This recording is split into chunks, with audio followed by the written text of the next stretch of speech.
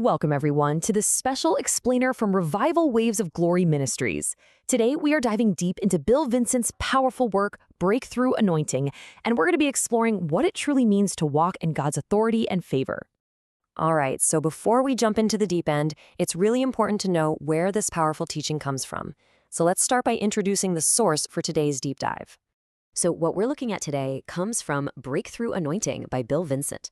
Now, he's a minister with more than 30 years of experience in spiritual awakening, and he's the founder of Revival Waves of Glory Ministries.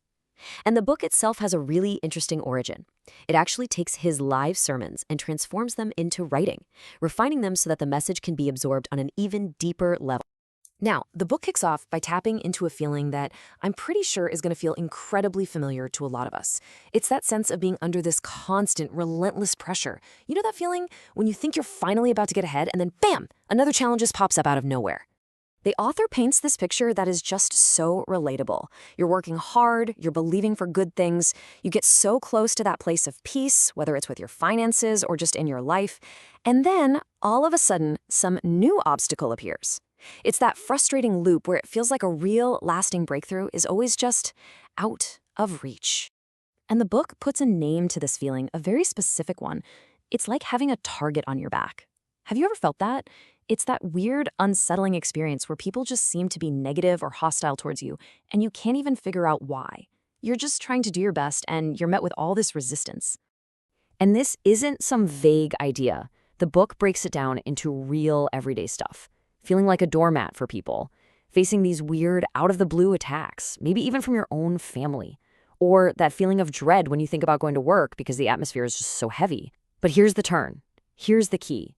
The author says this isn't random.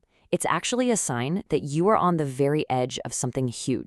Okay, so if that's the problem, this constant draining fight, then what's the solution? The good news is the book doesn't just point out the issue and leave us there. It introduces this incredibly powerful concept, an answer designed to completely reverse that spiritual pressure. And here it is, the central idea, the breakthrough anointing. It's defined as more than just a little encouragement. We're talking about a full-on divine intervention, a tangible shift in your spiritual reality. It's described as receiving a garment of favor from God that doesn't just help you cope with your problems, it actively reverses them and literally takes that target off your back.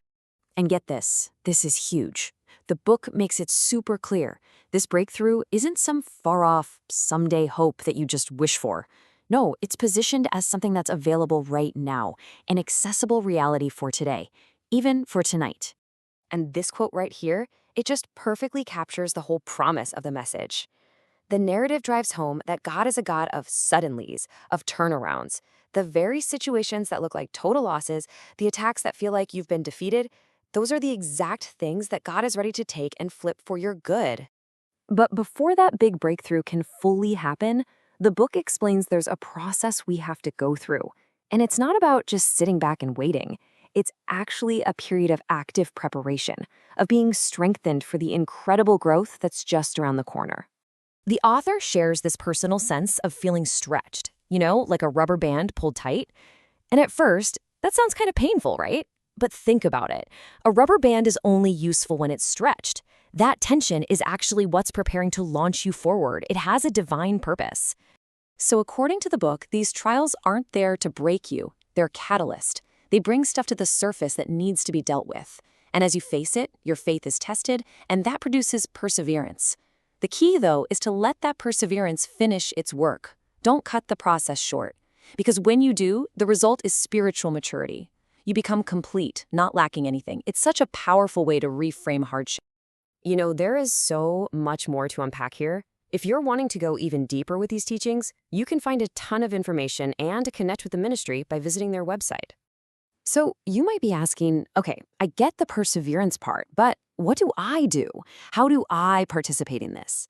Well, the book points to an incredibly practical and powerful tool that every single one of us has, and we use it every day.